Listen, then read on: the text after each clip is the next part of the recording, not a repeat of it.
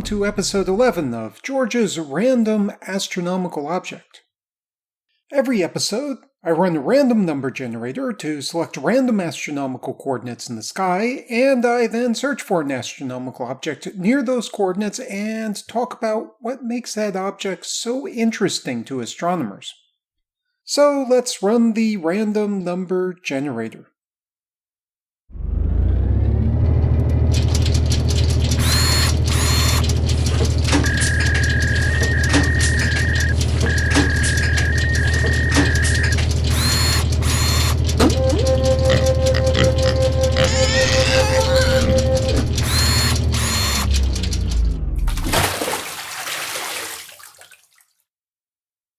And the random number generator this week has returned its output in a bucket of water. After fishing the output out of the water, I can tell you that the coordinates are 20 hours, 46 minutes, 5.7 seconds right ascension, and negative 25 degrees, 16 minutes, 15 seconds declination. This points to the star Psi Capricorni. That's the Greek letter Psi. Psi. As implied by its name, it's located in the constellation Capricornus, which most people will probably know as Capricorn from the zodiac. This is actually a very nearby star at a distance of only 46.3 light-years or 14.2 parsecs, which means that TV viewers in the star system would currently be watching episodes of Kojak, Are You Being Served, and MASH. The star has a stellar classification of F55, that's F number 5, Roman numeral 5. It looks like F5V. This means that it is slightly warmer than, but otherwise similar to the Sun. As seen from Earth, the star has an apparent magnitude of 4.1. For reference, the brightest stars in the sky have a magnitude of about 0, and the faintest stars, visible without a telescope, have magnitudes of about 5 or 6. So Psi Capricorni is actually visible to the naked eye. If you really wanted to go look for it, first imagine that Capricornus is a warped triangle of 3rd and 4th magnitude stars with one corner pointing roughly south. Psi Capricorni is just northwest of the southern point of that triangle.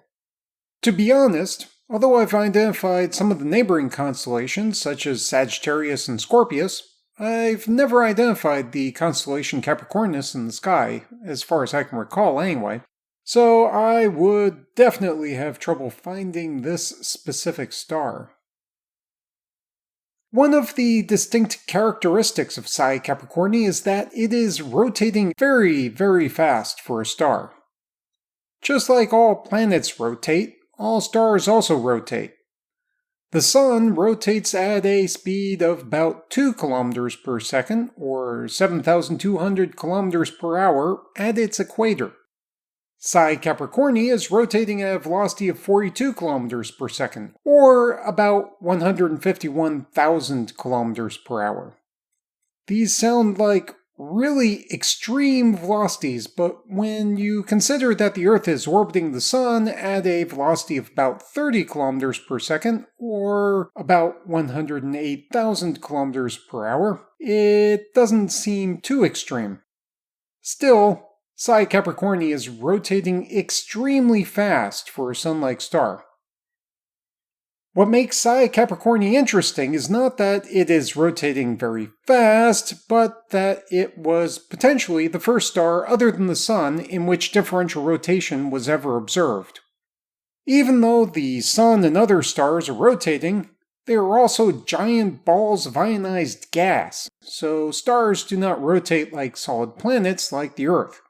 Instead, for any given star, the areas near the equator and near the poles rotate at different velocities. With the Sun, it's possible to measure this differential rotation by watching sunspots travel across the face of the Sun. Measurements of this motion show that the rotation period near the equator is 25 Earth days and near the poles is about 31 Earth days. The tricky thing with stars other than the sun is that it is incredibly difficult to make images that show any details of the star's surfaces unless they are exceptionally large stars to begin with. And even then, it takes cutting-edge technology just to be able to make relatively blurry images of the stellar surfaces.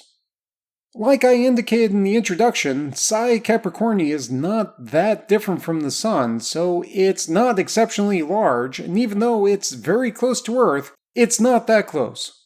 So, astronomers are not going to be able to make any useful images of the surface of this star.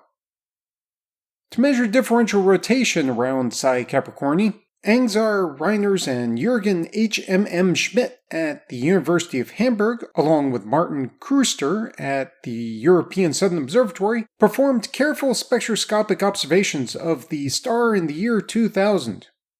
They specifically focused on measuring the Doppler shifting of iron and silicon in the atmosphere of the star, which creates dark lines in the star's spectrum. The shape of these absorption lines on very small scales are more consistent with differential rotation in Psi Capricorni instead of Psi Capricorni rotating like a single solid object. Very interestingly, the ratio of the rotation period near the equator to the rotation period near the poles seems to be about the same for both Psi Capricorni and the Sun, although this is probably just a really awesome coincidence. When this research was published in 2001, this was, as far as either the astronomers or I know, the first time that anyone had been able to measure differential rotation in the star other than the Sun. While multiple other differential rotation measurements have been made since 2001, Psi Capricorni will always stand out as one of the first stars where such measurements were ever made. So that was Psi Capricorni, and the location on the Earth's surface corresponding to the position of this star in the sky is the Environmental Protection Area of Guaraqueçaba in Brazil.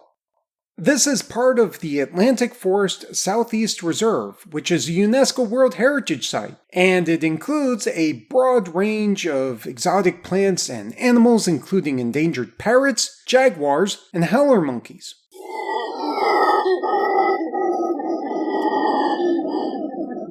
And here is the sound of that howler monkey in orbit around Psi Capricorni.